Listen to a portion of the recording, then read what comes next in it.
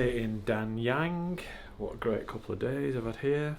Could probably have stayed here another few more days, but I've got to go back because I've got to go to the Thai embassy tomorrow to pick up my passport, hopefully including visa. Checkout's 11, but I'm ready to go. It's 9. I want to go and fly the drone for the last time. I'm going to go and grab a coffee, go down to the river and use the last 3 packs. That's probably going to be the last time I can fly it until I get to Thailand. In fact, it's definitely going to be the last time because I'm going to be in Seoul now. And I'm leaving for Thailand next week. And then I'll be in quarantine. So there's certainly not going to be any flying from there unless I fly around my room in my hotel. If I get bored, it's always an option.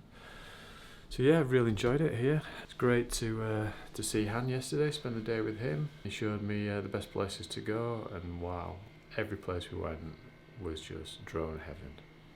So yeah, I'll leave now and I'll give you a tour. It's pretty cool downstairs, pretty quirky. I'll give you a tour.